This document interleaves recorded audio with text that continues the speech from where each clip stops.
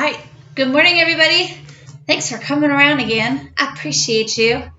And I figure it's just because maybe y'all need a little bit something to do, because if you're sitting around the house like I am, going stir crazy, we all need to draw and not be bored.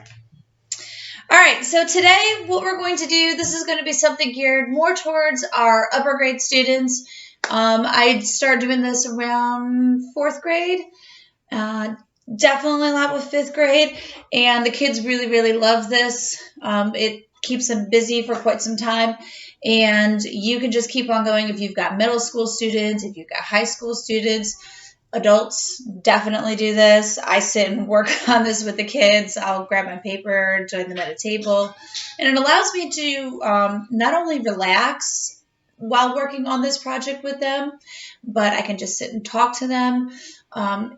You have to use, some thinking, because we're still being creative and using the creative process. But it's a very relaxing form of drawing as we do this. And we are going to be working on what's called a zentangle. Now, this particular one I actually use my initial, and this was a project I had set up to do with my 4th graders. So it's really heartbreaking that they didn't get to it, because these turn out really cool. What I have the kids do is I have them choose just one of their initials, whether it's from the first name or last name, and we draw it real big. Again, we talk about bubble letters, block letters, how to create the form of their letter there and make it so that they're able to draw inside of it, and that can sometimes be a little challenging. So we go over all of that, the shape of the letter itself, and then once they have that, we create these amazing designs inside the letter, which are part of the zentangle designs. Now, you don't have to do it inside of a letter shape. When I begin teaching the zentangles and I introduce all of the doodle designs as they were, we begin by just doing it in a simple little block pattern. They just draw a little square as big as they want it to be, and they just break it up into small areas, and they just begin by designing these zentangles. And so I'm going to show you both ways today. Both are very simple. Now, if you're not sure how to come about the zentangle designs, you can, once you're done with this video, of course, once you're done watching me and all my magic, you can go online and just Google zentangle designs, and you will get pages upon pages upon pages of all these amazing designs. And what I do is I create folders for each table of children, and they're color-coded, because things have to be color-coded in my room. We like organization.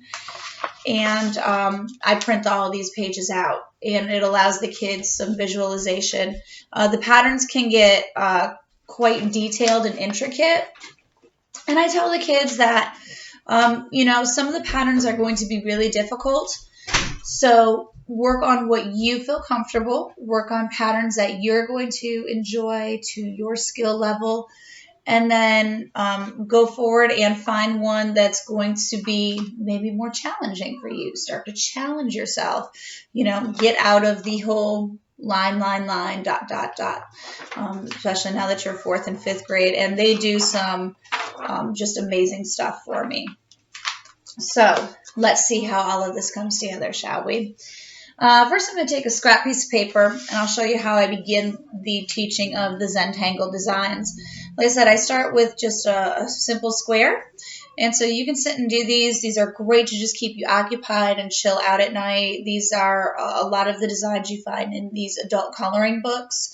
They have these little tiny designs, and this is what we sit and color. And I print out those pages too for the students.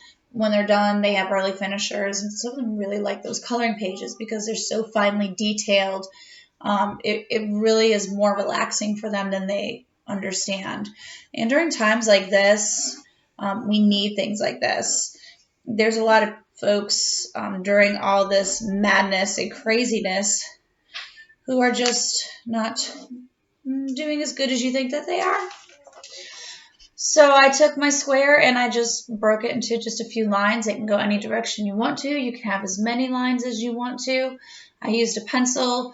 I do challenge the kids to sometimes use a black ink pen. So if we make a design, it becomes part of the artwork. We do encourage, you've heard me say in quite a few of the videos, that if you make a mistake, it is okay. It's now part of the art. And, you know, we learn to accept them. So, but in learning it, sometimes we start with our pencils first. And again, we just find a zentangle design that we like. Pick any area that you want to start in, and we just kind of begin drawing these tiny little patterns, and we see what we get from there. And the trick is to let the patterns kind of flow into each other. So I've just barely started a pattern. You can kind of see it there. They're very tiny. And then once I get to another area, the pattern is going to stop, and this is where I'm going to start another pattern. So whatever I kind of want it to be. You hear my phone buzzing over there. My husband's trying to call. He doesn't realize I'm in the middle of teaching y'all. When he goes back and watches this later, I'll be like, my bad. But he is an essential worker right now, so he's out in the field, like a lot of people are. So we try very hard to take care of him and worry about him while he is gone. And all the people who are essential workers right now, you gotta take care of them. So there you go. We've got two little patterns that are kind of done. If you want to add color, one of the easiest things to color, if you have little gel pens, I keep some in my room. The kids love those. I use regular black ink pen. I keep small little skinny Sharpies for the kids to use. You may not have availability to all those right now. That is fine. You may just have a black ink pen, and, you know, we go over that. I find that sometimes the black ink pens don't go over the pencil as well, which is why we sometimes just start it. You can also, of course, color in color pencils. Those will fill in certain areas very well. But to do it for your name, let's just flip that over, shall we? Depending on what your initial is, that's the one thing I always tell the students. If you've got a long initial, if I was to use the initial of my first name, that is a C. So that would be longer. And, of course, I would then want my paper vertical. If your initial is a wider one, like in my last name being Mims, that is then when I have my paper sitting horizontally. So just like before, to do the bubble letters, just lightly get your letter in there. I'm going to get it in there very lightly. I'm going to do the C this time, and I'm going to lightly trace it on there. Oh, can you see it? No, you can't, because I did it so super light that I want to be able to erase it. My computer looks funky today. Look at that. How was that going to show up like that? There's a lot of light coming in there. And it's showing up pink.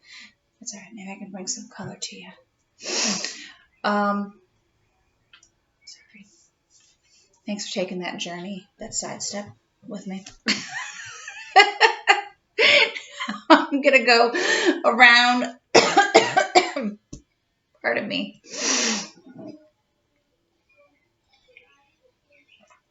My apologies, friends.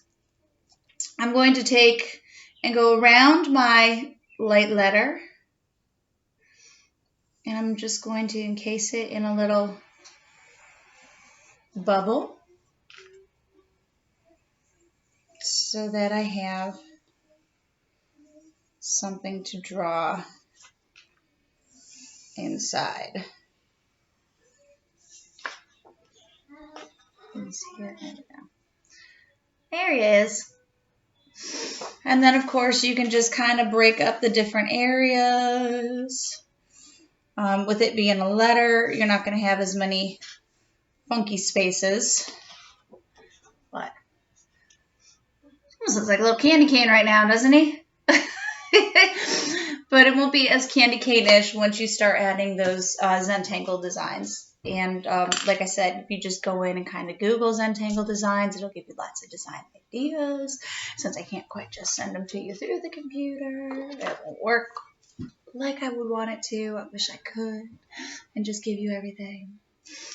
But just go ahead and trace it with whatever you have and start making your designs. If you want to do it, like I said, colored pencil, regular pen, regular pencil, whatever just makes your little artistic heart happy. That's what we want during times like this. And I hope you find it to be relaxing. And you can just, make any shapes you want to on your paper. If you want to make yourself a little heart and zentangle that, go for it. I mean, the sky is the limit. You could do circles and zentangle those. And then turn your circle into a sun. We'll just make it, or a flower, and zentangle each little triangle. I mean, it's just unlimited. It's such a neat little project. You can kind of keep going, and you could work on this thing for just days and days and days with the same basic idea and patterning. So I hope this is something that you like. I hope this gives you lots of ideas. I hope you can just keep going with it. And this is something that you guys can work on even as a family, because us adults, we need to decompress and we need to relax and sometimes need to draw too. So you guys be safe. Take care of each other. Love each other. Hug everybody in your family and in your house, because we need all that. And I will talk to you all soon. Bye, guys.